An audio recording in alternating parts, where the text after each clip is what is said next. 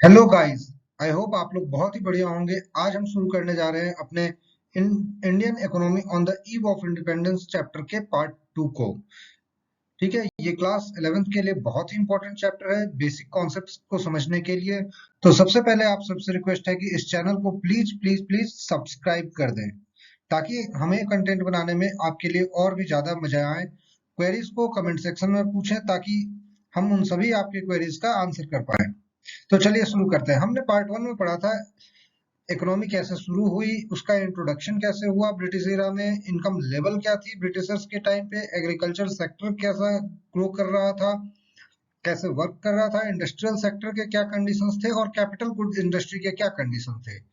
इन सभी को हमने पार्ट 1 की वीडियो में कवर कर रखा है। तो जिन्होंने पार्ट 1 का वीडियो नहीं देखा है वो पहले पार्ट 1 का देखें, देन आफ्टर पार्ट 2 का, ताकि उनको पूरा कॉन्सेप्ट इजी वे में समझ में आ जाए।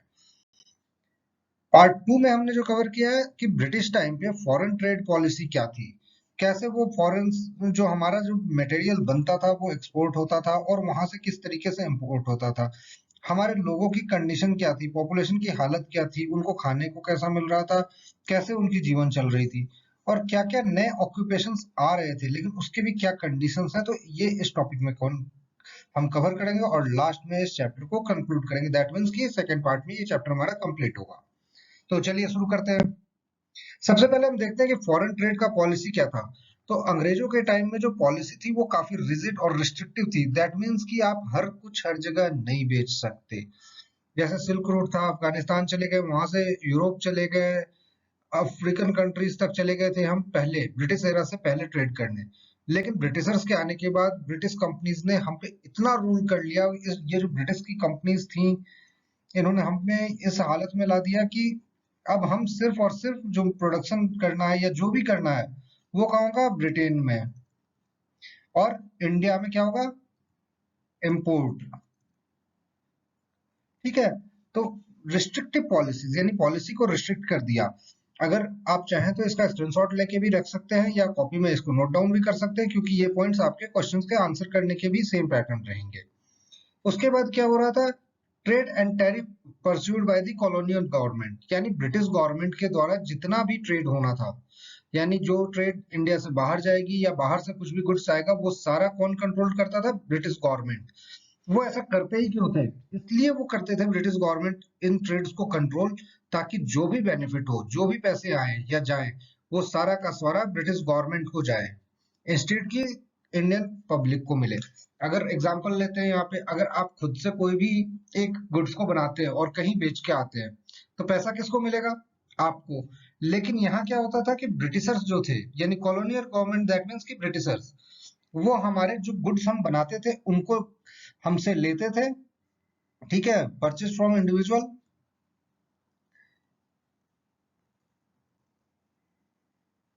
और उसको सेल करते थे किसको, किसी और पार्टी को, कंट्री को। तो यहाँ से जो भी पैसा यहाँ आता था सेल पे वो इंडिविजुअल के पास ना आके किसके पास जाता था, ब्रिटिशर्स के पास। ठीक है। तो यानी जो भी कॉलोनियल गवर्नमेंट में सेल परचेज या कुछ भी ट्रेड होता था आउट ऑफ इंडिया, वो सारा का सारा प्रॉफिट कहाँ जाता था, ब्रिटिश कंपनीज के पास। इंडियंस को कुछ नहीं मिल पाता था, बस इंडियन को थोड़ा बहुत जो काम मिल जाता था वो सारे करते थे वो। और उसके बाद सारा का सारा ट्रेड का काम जो था वो कॉलोनियल गवर्नमेंट करती थी। तो इससे इफेक्ट क्या हुआ, तो adversely affected the structure, composition and volume of India foreign trade. अब क्योंकि जो इंडिया में माल बन रहा है, जो सामान बन रहा है, जो सामान तो खैर बनना बंद ही हो गया था। तो हम यहाँ सीधा सीधा बात करें कि जो भी हम रॉ मटेरियल एक्सट्रैक्ट कर रहे थे, रॉ मटेरियल क्या था, कॉटन, सिल्क, उसके बाद आपके मसाले हो गए, आयरन ओर हो गए, ये सारे कहाँ चले जाते थे, ब्रिटेन चले जाते थे। और ब्रिटेन में वो क्या होते थे, फिनिश गुड्स बनते थे और वहां से सेल होते थे। तो फॉरेन ट्रेड कहाँ होता था, मैक्सिमम इंडिया और ब्रिटेन के बीच में। तो ब्रिटेन का क्या हो गया, मोनोपोली। मोनोपोली क्या होता है, जहां सिर्फ एक ही बायर हो, यानी ब्रिटिश जो भी चाहे वो रेट देते थे और हमारा गुड्स को लेते थे। तो Britain maintained a monopoly control over India export and import. India का जितना भी एक्सपोर्ट या इंपोर्ट होता था उस पर उनका एक तरीके से मोनोपोली हो गया कि आपको सामान बेचना है तो ब्रिटिशर्स को ही बेच सकते हैं और कहीं और नहीं बेच सकते। तो ये मोनोपोलिस्टिक मार्केट हो गई है। यानी अब वो सिर्फ आपके पास ब्रिटिशर्स है, उनको दे दो और उनसे जो भी मिल रहा है वो लेके खुश रहो। More than 50% trade restricted to Britain, यानी हमारे जो ओवरऑल इंडिया में ट्रेड होता था, जो हमारे कंट्री में ओवरऑल ट्रेड अगर 100% है तो 60 to 70% सिर्फ ब्रिटिश के साथ ही हो पाता था। थोड़ा बहुत हमें अलाउड था, कहाँ, बांग्लादेश, श्रीलंका, म्यांमार, भूटान में बेचने के लिए, उससे ज्यादा हम कहीं नहीं बेच सकते थे। Britain maintain monopoly control over Indian export and import, हमने पहले भी कर लिया। चलते हैं नेक्स्ट पॉइंट पे। अब important characteristics of India foreign policy, ठीक है। The generation of large export surplus, India की प्रोडक्शन उस समय पूरे वर्ल्ड की सबसे हाईएस्ट थी, क्योंकि हम यहाँ से ट्रेड करते थे, कहाँ चाहे हमारे से, अगर हम बात करें मैन्युफैक्चरिंग एंड प्रोडक्शंस में, तो हमारे से उस समय जापान, चाइना, इधर European countries, African countries, American countries, सभी में हम ट्रेड करते थे, हमारे पास इतना सरप्लस सामान था। तो लेकिन क्या हुआ, अब हम यहाँ पे तो अंग्रेज ने कब्जा क्यों किया, हम इतना सामान बेचते थे, इतना पैसा हमारे पास था, तो अंग्रेजों ने सोचा कि इंडिया पे धीरे धीरे कब्जा कर लो। अब कब्जा कर लिए तो क्या हुआ, हम अभी भी लार्ज एक्सपोर्ट सरप्लस कर रहे हैं, लेकिन वो जो सरप्लस हम दे रहे हैं वो किसको जा रहा है, सिर्फ ब्रिटिश गवर्नमेंट को जा रहा था। क्यों, क्योंकि हम, हमारा वो समय जो पीरियड था वो हम गुलाम थे, we are slaves of Britishers. तो ब्रिटिशर्स हमें जो दे दे, यानी मास्टर जो दे दे, वो स्लेव्स को लेना होता था। तो कोई भी अब अदर कंट्री, अदर जो आपको स्लेव्स बना रखा है वो आपको पूरा पैसा तो देगा नहीं। तो होता क्या था कि हमें एसेंशियल कॉमोडिटीज के लिए भी उस समय रोना पड़ता था। एसेंशियल कॉमोडिटी क्या, क्योंकि खेतों में नील ज्यादा होती थी तो खाने को कम हो जाता था। अंग्रेज क्या चाहते थे, खेतों में कॉटन उगे, सिल्क उगे और अदर जो कैश क्रॉप्स होते थे जैसे नील, ताकि उनको ब्रिटिशर्स को उसका रॉ मटेरियल मिल सके, जो ब्रिटेन में कपड़े की इंडस्ट्रीज है वो सारे को काम मिल सके, वहां से कपड़ा बने और पूरे वर्ल्ड में जाए, तो ब्रिटिश का इकोनॉमी अच्छा होता चला जाए। इसलिए वो हमें फूड ग्रेन्स के बजाय कैश क्रॉप्स को ज्यादा प्रोड्यूस करने के लिए, यानी नकदी फसलों को उगाने के लिए ज्यादा मजबूर करते थे और उगवाते थे हमसे, ठीक है। तो हमारे पास किसकी कमी हो गई, फूड ग्रेन्स। क्लॉथ्स, हमारे पास कॉटन तो मेजोरिटी में थी, लेकिन हम उससे क्लॉथ्स नहीं बना सकते थे। क्लॉथ्स कहाँ बनते थे, तो ब्रिटेन के पावर लूम में, और फिर वो इंडिया में इंपोर्ट होते थे, दे ब्रिंग टू इंडिया, और यहाँ इंडिया में लाके उसको हाई रेट में सेल करते थे,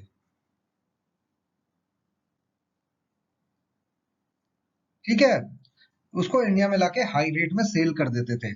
यानी बना कहाँ, कॉटन कहाँ का, इंडिया का, बना कहाँ, ब्रिटेन में जाके पावर लूम में, यानी यहाँ से ब्रिटेन ले जाने की कॉस्ट उसमें ऐड हो गई। ब्रिटेन के लोगों ने उसको बनाया, ब्रिटेन उस समय, ब्रिटेन की लेबर रेट ज्यादा थी, तो और पावर लूम में बनी तो उसकी भी कॉस्ट, उस कॉस्ट को उन्होंने उसको बना के फिर वापस से लाने का इंपोर्ट किया, इंपोर्ट करने में फिर वापस से कॉस्ट लगाई और यहाँ सेल कर रहे हैं।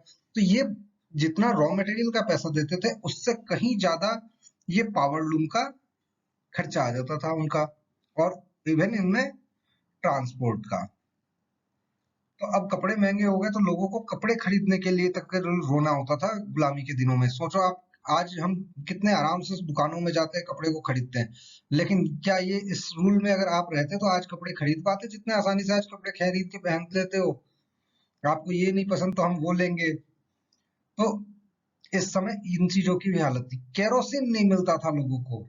सोचो उस समय जो खाना बनता था या लालटेन जलते थे, लैंप जलते थे, वो केरोसिन बेस्ड थे, स्टोव्स वगैरह सब कुछ, वो भी इजी वे में केरोसिन नहीं मिलता था, तो क्या होता था, लकड़ियों पे खाना बनता था, किसी तरह दिए को जलाया जाता था। इतनी ज्यादा उन्होंने हमारे यहाँ फॉरेन ट्रेड के सरप्लस होने के बावजूद हमारी हालत इस तरीके की कर दी थी।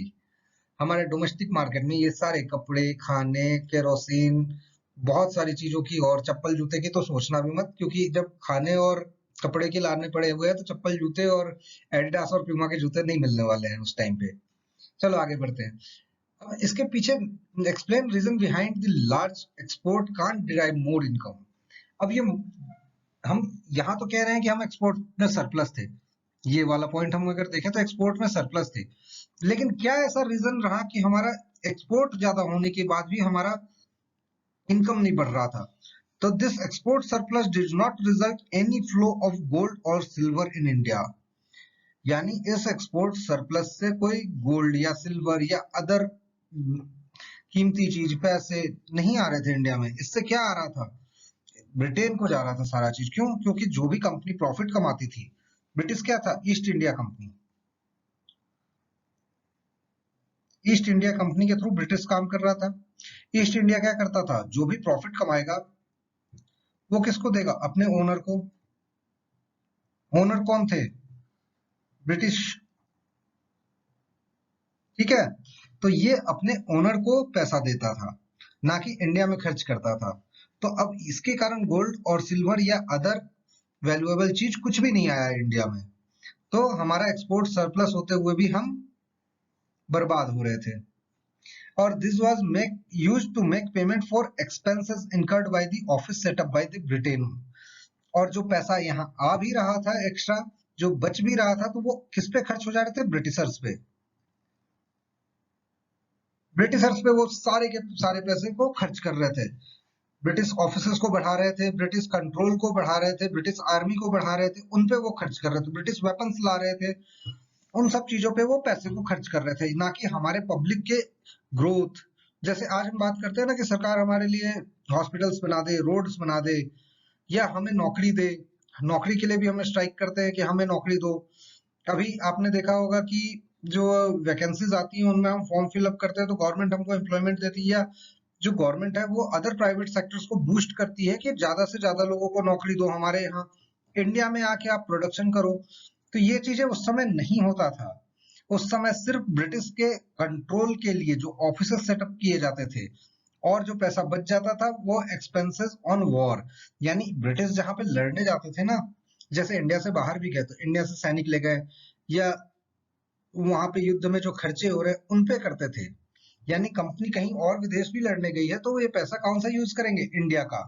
क्यों? क्योंकि पावर उनके पास है, बिजनेस उनका है तो प्रॉफिट उनका है, प्रॉफिट उनका है तो खर्चे वो अपने अकॉर्डिंग करेंगे, इंडियंस के अकॉर्डिंग नहीं। यानी हम बिल्कुल ही नीचे जा रहे हों तो भी उनको कोई फर्क नहीं। सीधे शब्दों में समझ लो, बद से बदतर जिंदगी थी। आज तुम वो सोच भी नहीं सकते हो जो जिंदगी उस समय गुलामी के दौरान में लोगों ने जी है। ठीक है, तो इसलिए हमेशा अपने आजादी की कीमत को समझो और देश के लिए जितना बेहतर हो सके उतना बेहतर करने की सोचो। ठीक है, अब आते हैं हम, जब जैसे लोगों के हालत के बारे में बात किया अभी अपने, तो अब आते हैं डेमोग्राफिक कंडीशंस क्या थी, यानी लोगों की हालत क्या थी। तो पहला जो जनगणना हुआ था वो 1881 में हुआ। It revealed that the unevenness Indian population growth, यानी अनइवन ग्रोथ है, कहीं लेडीज ज्यादा है तो कहीं जेंट्स ज्यादा है। कोई, जैसे हम बात करते हैं कि रेशियो क्या होनी चाहिए मैन टू वुमेन, वो सारा कुछ का नहीं था, बहुत ज्यादा बिगड़ा हुआ हालात था। Before 1921 India was in the first stage of demographic transmission, और सेकंड स्टेज का हुआ 1921 के बाद। यानी ट्रांसमिशन से क्या है मतलब है, हालतें बिगड़ी, सुधरी नहीं। ओवरऑल लिटरेसी लेवल वाज 16%, यानी 100 में से 16 लोग ही पढ़े लिखते थे, पढ़ते थे। सीधे से शब्दों में यह है कि 100 अगर लोग हैं तो 16 लोग पढ़ पाते थे। सोच लो, आज जो आपको फ्री मिड डे मील देके स्कूल भेजा जाता है, जबरदस्ती मम्मी पापा स्कूल भेजते हैं, तो उस समय लोगों को ये नहीं मिलता था। इसलिए स्कूल की कीमत समझो, पढ़ाई की कीमत समझो और सब पढ़ दो। ठीक है। और उसके बाद लड़कियों की हालत तो बहुत अच्छी थी। Female literacy level was negligible low and about 7%। 7% का मतलब क्या हुआ, 100 में से 16 लोग तो पढ़ते थे, और 16 में से 16 का 7% यानी 1.12 लड़कियां पढ़ सकती थी। आज सोचो, जो लड़कियां नहीं पढ़ना चाहती, स्कूल नहीं जाना चाहती, तो सोचो कि उस समय क्या हालत था।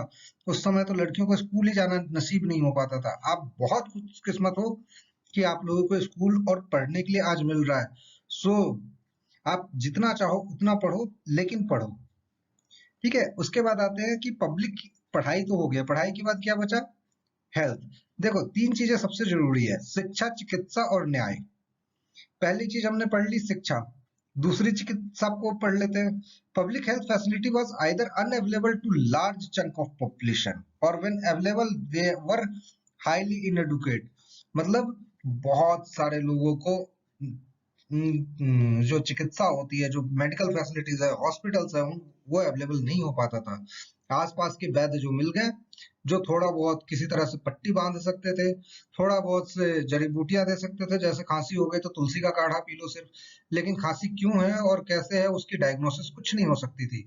कितने लोग तो खांसते खांसते ही मर जाते थे। तो ये सारा प्रॉब्लम्स उस समय था, और लोगों को मरने पे छोड़ देते थे अंग्रेज। ऐसा नहीं था कि अगर आप बीमार हो गए हो तो आपका इलाज करवाएंगे क्योंकि उनके कंपनीज के लिए काम कर रहे हो, ऐसा कुछ नहीं था। सीधा जाओ और मर जाओ, तुम्हारी यही हैसियत थी ब्रिटिश रूल में। ठीक है। Water and air borne disease was ramped. पानी से हैजा फैल रहा था, एयर से एक तरह का उस समय भी फ्लू आया था। तो पानी और हवा सब बेकार। नाले का पानी पीना है तो पी लो, ब्रिटिशर्स को कोई फर्क नहीं पड़ता था। हवा, अगर तुम्हारे एरिया में कोई उन्होंने प्लांट लगाया हुआ है, गैस लीक हो गई, मर जाओ। ये हालत में हमने जिया है उस समय, हमारे पूर्वजों ने। इस कंडीशन से आज हमें लाके इस जगह पे खड़ा किया है कि हम चीजों को समझ सकते हैं। तो इस चीज का डेमोग्राफिक कंडीशंस तो जो थी वो इस हालात में हमारे अंग्रेजों के समय में थी। ठीक है। Overall mortality rate was very high. मतलब लोग बहुत ज्यादा मरते थे, बहुत ही ज्यादा मरते थे। क्यों? थोड़ी सी बीमारी हुई, थोड़ा सा कुछ भी हुआ तो कोई मेडिकल एड नहीं था, कोई कुछ भी नहीं था। सीधा उनके पास एक ही ऑप्शन था कि बेड पे पड़ो, बेड पे पड़ते पड़ते धीरे धीरे आप खत्म हो जाओगे। क्यों ऐसा था? क्योंकि अंग्रेजों को कोई भी हॉस्पिटल्स और डॉक्टर्स की फैसिलिटी इंडियन पीपल को देने में कोई इंटरेस्ट नहीं होता था। In fact mortality rate was quite alarming. About 1000 में से 218 बच्चे पैदा होते ही मर जाते थे। यानी पैदा होने से मेरा मतलब है 6 मंथ के अंदर इन्फेंट्स खत्म हो जाते थे। 1000 में से 218, सोचो कितना दुखदाई और पीड़ादायक वो सिचुएशन होता होगा कि 1000 में से 218 बच्चे। इसको खैर ज्यादा मैं भी एक्सप्लेन नहीं कर पाऊंगा। That was very bad and worst situation. एक आदमी की औसत आयु, यानी एक आदमी लगभग 32 साल जीता था। यानी जिस एज के टीचर आपको आज पढ़ा रहे हैं वो उस समय में खत्म हो जाते थे, मर जाते थे। तो आप इससे अंदाजा लगा लो कि कितने यंग एज में लोग मर जाते थे। कितना कम जीवन स्पैन होता था उनको। 30 से 32 साल की उम्र थी, जो कि आज लगभग लगभग हमारे इंडिया में 69 ईयर्स की हो चुकी है लाइफ स्पैन। ये एक एवरेज लाइफ स्पैन है। कुछ लोग इससे ऊपर भी जीते हैं, कुछ लोग कम भी जीते हैं, तो एक एवरेज निकाला हुआ है गवर्नमेंट की ओर से, तो 69 का है वो आंकड़ा। ठीक है। लेकिन उस समय कितने थी? 32 साल। यानी लगभग 32 दूना 64, यानी आधे से भी कम उम्र। आज जितना हम जी पाते हैं उससे आधा उम्र भी नहीं जी पाते। और ये रिलायबल डाटा नहीं है हमारे पास अभी भी इस चीज के लिए कि क्या इससे भी बुरा और वर्स्ट था, या इतना ही बुरा था, या इससे भी वर्स्ट कंडीशन था, ये हम आज नहीं जान सकते हैं। क्योंकि इतना रिलायबल डाटा नहीं है। जो डाटा अवेलेबल है उसके बेसिस पे ये कंक्लूजन निकाले जा सकते हैं। चलिए आगे बढ़ते हैं। Occupational sector. Occupational sectors में क्या था? However, the real motive behind the development was not to provide basic amenities to public, but to subserve various colonized interest. यानी ऑक्यूपेशनल सेक्टर में भी क्या था? काम तो मिल रहा था लोगों को। क्या काम मिल रहा था? पटरी बिछाओ। ठीक है, पटरी बिछाने का काम मिल रहा था। लेकिन इसका पर्पस ये नहीं था कि इंडिया के लोगों को काम मिले। इसका पर्पस था कि जो मटेरियल गांव में हो रहा है, ठीक है, वो किसी तरीके से पोर्ट्स तक पहुंचे, ताकि वो कहा जाए? ब्रिटिश। ठीक है। तो ये इस चीज का डेवलपमेंट हो रहा था, तो इसमें लोगों को थोड़ा बहुत काम मिल जा रहा था। The roads that were build primarily serve the purpose of mobilisation army within India and drawing out raw materials. यानी ये जो रोड बनाने के भी काम मिल रहे थे, ये किस पर्पस से मिल रहे थे? तो रॉ मटेरियल को ले जाने के लिए और आर्मी को ट्रांसफर करने के लिए। ठीक है। यानी रोड्स भी पब्लिक के यूजेस के लिए उस समय नहीं बनाया जाता। तो बहुत लोग बोलते हैं कि अंग्रेजों ने हमें 1850 में रेलवे लाइन दे दिया, ये दे दिया, वो दे दिया। तो भैया क्लियर ये सब समझ लो कि रेलवे लाइन और ये सब कुछ जो अंग्रेजों ने बनाया वो अपने बेनिफिट के लिए बनाया, कि वो अपना सामान पोर्ट तक ले जाए। कहां से? विलेज से। या अपनी आर्मी को मोबिलाइज कर ले, या ऑफिसर्स को। ऑफिसर्स ऑफिसर्स से एक बात आई, अंग्रेजों के जमाने में ये भी होता था कि उनके जो टॉयलेट्स बनते थे वो घर से बाहर बनते थे। ये बहुत ही इंटरेस्टिंग स्टोरी अभी आपको मैं बताने जा रहा हूँ कि अंग्रेजों के जो टाइम में टॉयलेट्स बनते थे वो उनके घर से बाहर बनते थे और उसमें दो दरवाजे होते थे, एक तो अंदर से आने का और एक बाहर से जाने का। अब ये आप लोग बताओ कि वो क्यों होता था इस टॉयलेट में दो दरवाजे? ताकि ब्रिटिशर्स जो हैं वो अंदर से आके यहाँ यूज कर सके और इंडियंस ये टॉयलेट को बाहर से जाके इसको धो सके, इस टॉयलेट को क्लीन कर सके। They are Indians are not allowed to enter into Britishers house. अब ये समझ लो ये कंडीशंस थी उस समय कि आप इनके साथ कॉमन रास्ता यूज नहीं कर सकते थे, इसलिए आपको टॉयलेट क्लीन करना है तो इस रास्ते से जाओ। तो ये सारी चीजें उस समय चलती थी। आपको ये सुन के आश्चर्य भी लग रहा होगा, लेकिन इस तरह के क्वार्टर्स जो आज गवर्नमेंट क्वार्टर्स में आज भी यूज ऑपरेशनल में है ब्रिटिशर्स के टाइम में, उस समय में ये सारी चीजें आज भी आपको दिख सकती है। Shortage of all weather road to reach out the rural area during the rainy season. क्या होता था, ये जो रोड बनते थे ये किसके बनते थे? सॉइल के। पक्की सड़कें नहीं बनाते थे ये ज्यादा। क्यों? इनको रॉ मटेरियल लेके जाना है सिर्फ, जैसे तैसे ये लेके निकल लिए, फिर 6 महीने 8 महीने बाद थोड़ा बहुत रिपेयर किया, निकल लिए सामान लेके। तो ऑल सीजन रोड्स बनाने की जरूरत क्या है उनको? तो 6 6 महीने का काम है, जब फसल होगी तो सामान ले जाना है, नहीं ले जाना है तो भाड़ में गया रोड। ये आप लोगों के लिए क्लियर कॉन्सेप्ट होना चाहिए। द ब्रिटिश इंट्रोड्यूस्ड रेलवे इन 1850। मैंने आपको बता ही दिया था। Introduction of expansion of electric telegraph. अब यार एक चीज और है कि पोस्टेज और टेलीग्राफ भी हमारे ब्रिटिशर्स ने दिया था। ठीक है, ब्रिटिशर्स ने पोस्टेज और टेलीग्राफ क्यों लाया होगा? ताकि टेलीग्राम और जो ये चीजें है ना, वो कम्युनिकेशन के मीडियम थे।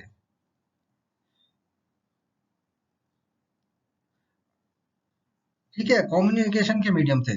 क्योंकि अब लोगों को आजादी की थोड़ी सी क्या कह सकते हैं उसको, लोगों को थोड़ी सी आजादी के लिए अब लोगों ने संघर्ष करना शुरू कर दिया था 1850 के आसपास। ठीक है, तो अब जब 1850 के समय में जब आजादी के लिए संघर्ष स्टार्ट हुई, तो अंग्रेजों को सबसे ज्यादा रिक्वायरमेंट हुई कि फास्टर वे ऑफ कम्युनिकेशन, कैसे दूसरों के साथ, दूसरे ऑफिस, दूसरे आर्मी हेडक्वार्टर में कैसे जल्दी से कनेक्ट कर पाए। तो उसके लिए उन्होंने टेलीग्राफ ले आया। टेलीग्राफ लाने का मेन पर्पस क्या था? लॉ एंड ऑर्डर को मेंटेन करना। यानी आप अगर विद्रोह कर रहे हो, सपोज एक्स पॉइंट पे आप यहाँ पे विद्रोह कर रहे हो और इनका इतनी दूर ऑफिस है, तो यहाँ का जो आदमी है वो तुरंत टेलीग्राफ यहाँ करे कि आर्मी भेजो भैया, यहाँ इंडियंस हंगामा कर रहे हैं, और यहाँ से ये आर्मी भेज सके और इसको खत्म कर सके, कि हम आजादी के लिए मेहनत ना कर पाए। तो इन्होंने जितना भी जो टेलीग्राफ हो या पोस्टल सर्विसेज हो, ये अपने लॉ एंड ऑर्डर को, ब्रिटेन से कनेक्टिविटी को या अदर चीजों से कनेक्टिविटी को, कम्युनिकेशन को फास्ट करने के लिए किया था। ऐसा कतई गलती से भी आप अपने दिमाग में मत रखना कि इंडियन को फैसिलिटी देने के लिए किया था। हाँ, वही बात है कि अगर घड़े से अमृत गिरा तो दो चार बूंद इधर उधर भी गिर सकता था, तो इंडियन को उससे थोड़ा बहुत फायदा हो जाता था, लेकिन ऐसा प्राइम ऑब्जेक्टिव नहीं होता था कि इंडियन को ही फायदा हो। ठीक है, चलते हैं अब इस चैप्टर को हम कंक्लूड करते हैं। तो इसके कंक्लूजन में ये पॉइंट्स आप आराम से लिख सकते हैं। By the time of India won its independent, agriculture sector was already saddled with surplus labor। यानी हमारा मैक्सिमम तो लगा ही हुआ था, 80% तो पब्लिक एग्रीकल्चर में ही है, तो सरप्लस लेबर था वहाँ। एक्सट्रीमली लो प्रोडक्टिविटी, क्योंकि हमारा कुछ मॉडर्नाइजेशन नहीं हुआ था, अंग्रेजों ने जो चीजें की थी वो अपने लिए की थी। तो हमारे खेत जो थे वो गेहूं, चावल, मक्के, इन सब के लिए तैयार नहीं थे, अंग्रेजों के कामों के लिए तैयार थे उस समय। तो वहां से उस चीजों से जो दोहन हुआ था, यानी उसका एक्सेस यूटिलाइजेशन हुआ था, जिसके कारण हमारी प्रोडक्टिविटी लो थी, और हम ट्रेडिशनल मेथड से करते थे, हमारे पास मॉडर्न मेथड भी नहीं था उस समय। Industrial sector was crying for modification, diversification, capacity building and increase public investment. हम लोगों ने पहले ही इस चीज को समझ लिया है कि अंग्रेजों का काम था इंडिया से रॉ मटेरियल लेके ब्रिटेन जाना और ब्रिटेन से इंडिया फिनिश गुड्स को लाना। तो इंडस्ट्रीज जो थी वो 200 साल पुरानी ही लगभग हमारी हो चुकी थी, मॉडर्नाइजेशन बहुत ही कम था, डाइवर्सिफिकेशन तो उसमें था ही नहीं, कैपेसिटी बिल्डिंग कैपेसिटी उनकी थी नहीं अच्छी प्रोडक्शन करने के लिए, एंड इंक्रीज पब्लिक इन्वेस्टमेंट, यानी लोगों से उसमें पैसे चाहिए थे। तो इसलिए गवर्नमेंट ने बाद में ये भी किया, 1947 के बाद सब कंपनीज को, बहुत ज्यादा कंपनीज को एक्वायर किया, उनको पब्लिक सेक्टर कंपनी बनाया, जगह जगह कंपनीज इंस्टॉल किया, ताकि मॉडर्न कंपनी बन सके और लोगों को ज्यादा से ज्यादा रोजगार मिल सके, ताकि हमारी इकोनॉमिक कंडीशंस थोड़ी सुदृढ़ हो। Foreign trade was oriented to feed industrial relation revolution in Britain, यानी जो इंडस्ट्रीज ब्रिटेन में लग रही थी उन सब के लिए सारे फॉरेन ट्रेड जो हुए थे पहले, उन सब में काम आए थे, इंडिया में कुछ नहीं काम आया था। तो अगर हम इसकी चीजों को शॉर्ट में बात करें तो we are in the hell at the time of Britishers. हमारी नरक से खराब जिंदगी थी उस समय।